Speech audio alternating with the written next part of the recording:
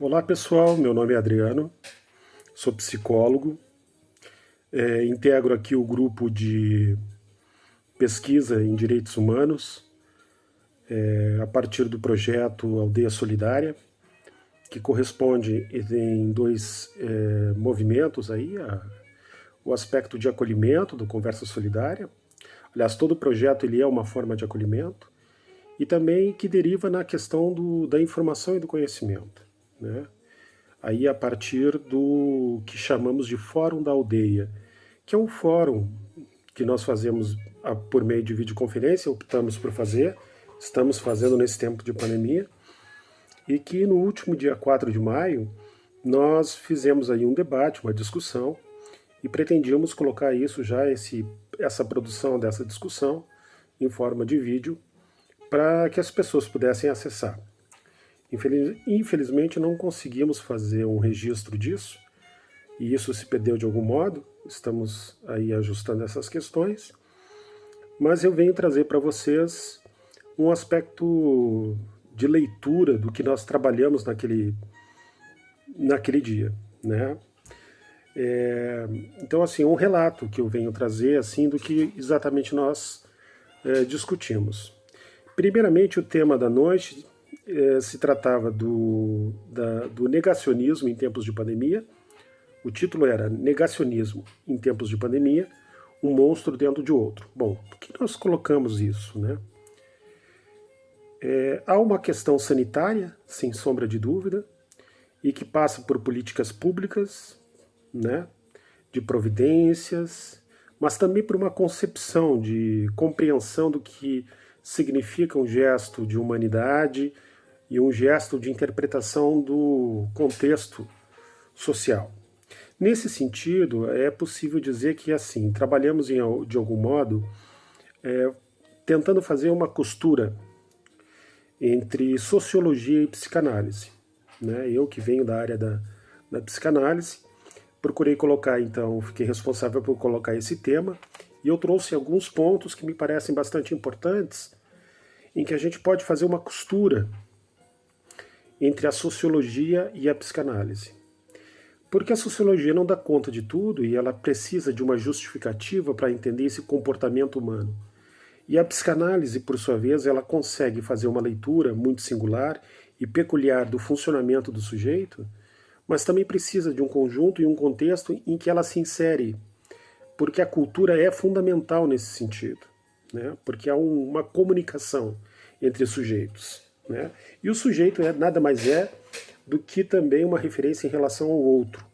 E daí se dá o processo culturalista, né, no sentido social.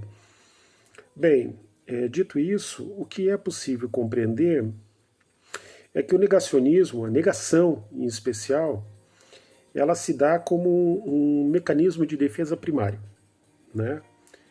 É um mecanismo de defesa porque, na mesma proporção em que se há uma negação, tão intensa negação, em posição diametralmente oposta, se dá também uma certeza, uma consideração e mesma intensidade de algo que lhe causa medo. Então, assim, negar significa que realmente eu considero que exista aquilo que eu nego. Quanto mais eu nego, mais certeza eu tenho do pânico, do temor que me causa esta questão.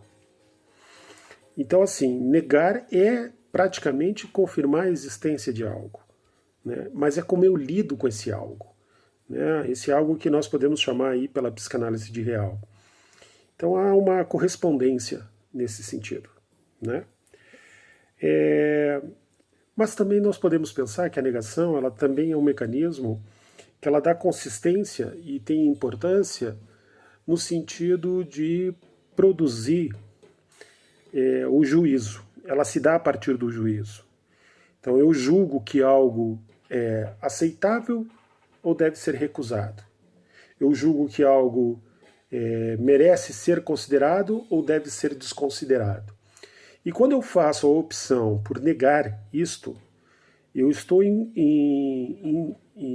estou de algum modo, realizando uma função de recalcamento, né? O que para nós na psicanálise isso quer dizer que é um encobrimento, uma ocultação. Mas esse objeto de ocultação, ele não desaparece, né? Ele não some. Ele simplesmente acaba sendo ocultado de algum modo, num primeiro momento, mas que ele tem a tendência a se tornar sintomático. Porque uma forma dele voltar é em forma de sintoma. E o sintoma é algo implacável, que nós não podemos controlar, né? É um fantasma de algo que nós negamos e que vem com todas as suas máscaras de disfarçamento e que nos atinge inexoravelmente. Bem, e o que exatamente conduz a esse juízo, né, que a gente pode pensar? Bom, o juízo ele tem aí um móvel que é o prazer e o desprazer. Então, nesse sentido, nós podemos pensar numa coisa chamada princípio de prazer, que é um conceito do Freud, em que nós temos aí duas formas de mover esse juízo para aceitar as coisas ou recusá-las. Está relacionado com uma satisfação, que a gente pode chamar de prazer, que é algo objetivo, quando nós temos alguma coisa que nos causa bem e que nós queremos. Ao mesmo tempo, nesse princípio de prazer, nós temos o aspecto de algo que possa nos causar desprazer. E quando nos aliviamos desse desprazer, isso se torna um dispositivo de prazer. Essa é uma forma de prazer, se aliviar do desprazer. Então, muito provavelmente, nós tenhamos aí mecanismos de defesa, no caso da negação, que é uma ocultação, né? Sou movido por essa ocultação e ela me causa aí uma necessidade, vamos dizer assim, de suprimir aquilo que me incomoda. E aí eu posso, paralelamente, buscar alguma coisa que me causa alguma satisfação no favorecimento desse encobrimento, né? E aí, não por acaso, a gente tem os mecanismos de vicissitudes e drogadição encaixadas nesse sentido. Porque o gozo, né? O gozo, que é aquilo que é uma satisfação passageira, ele se presta, de algum modo, a fazer um movimento de alívio. E aí essas coisas estão conectadas, por isso que eu estou falando sobre isso, né?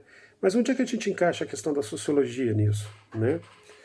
É muito importante pensar que nós temos aí uma relação social de interação com o outro, né?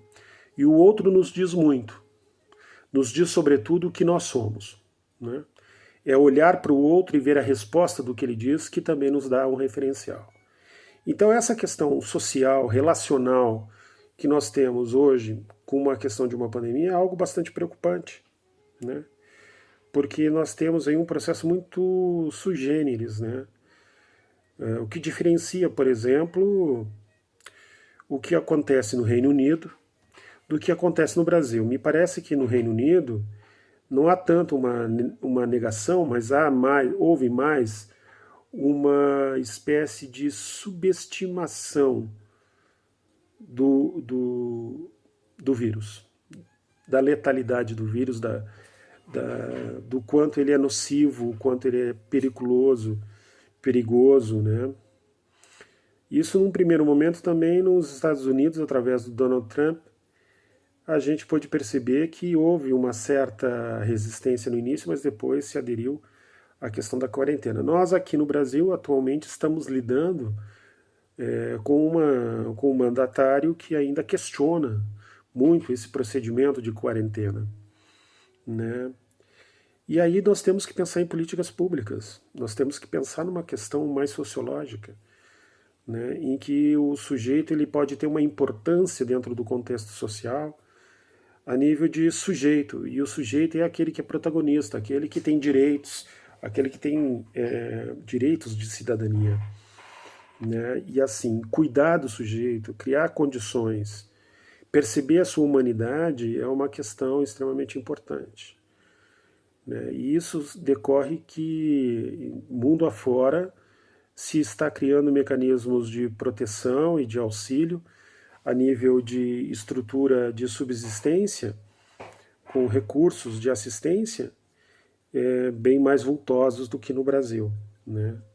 Um Brasil que se diz aí um inspirado em modelos progressistas num sentido mais capitalista, né? Num sentido de progresso capitalista, né? E que aí a gente pode ver que de muito distante se encontra esta inspiração diante dos modelos que se apresentam de uma forma bastante pragmática para resolver o problema. Bom, de modo geral, nós falamos sobre isso, né? Fiz aqui uma tentativa de trazer para todos o que nós tratamos nesse dia, e agora no próximo encontro vai se oportunizar que possamos gravar também o tema seguinte, né? E que possamos aí discutir com mais pessoas. Então fica aberto o convite para que as pessoas possam debater, conhecer, conversar, e para isso que serve um senso de comunidade que a gente considera importante no nosso projeto de Aldeia Solidária. Tá ok?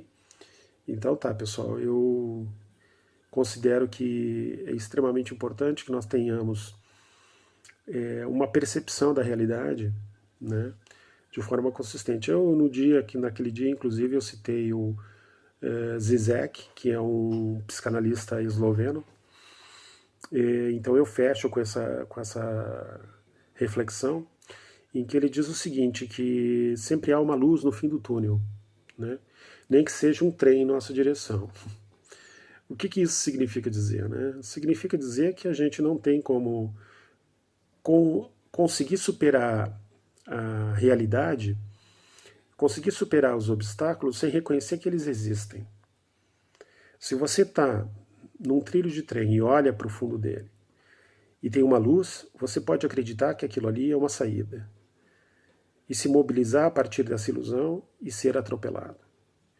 Ou você pode olhar atentamente e identificar que aquilo se movimenta e aí dar 2 passos para o lado e permitir que esse trem passe. Isso é um ato de consciência do que está ocorrendo. A negação é como não conseguir considerar que aquilo é um perigo. E aí as suas consequências são imprevisíveis, né? Então imaginem se hoje, por exemplo, hoje é dia 8 de maio, né? Estamos aí praticamente, se eu não me engano, com 8.000 óbitos no Brasil, num crescente, né? Tivemos nas últimas 24 horas mais de 600 óbitos, o que é um número expressivo. Então, se nós não tivéssemos começado a fazer esse processo de confinamento, de quarentena, nós teríamos aí, com certeza, uma situação ainda mais dramática do que já estamos, né, em alguns estados. Então fica essa a nossa reflexão de que nós podemos fazer qualquer gesto, qualquer movimento de avanço em relação a alguma coisa, no sentido de resolvê-la, de superá-la, e isso gera prazer, mas sem sombra de dúvida que gera prazer, que é uma coisa consistente, que é a questão da superação, a sublimação, né? Se nós tivermos a capacidade de olhar, coragem de olhar diante daquilo que nos frustra, diante daquilo que nos causa um mal-estar. A perplexidade não nos permite nos movimentar, mas a consciência sobre aquilo que está acontecendo nos permite tomar passos seguintes, movimentos seguintes, a fim de nos resolver diante da questão que se impõe. Ok? Até o próximo encontro e boa noite.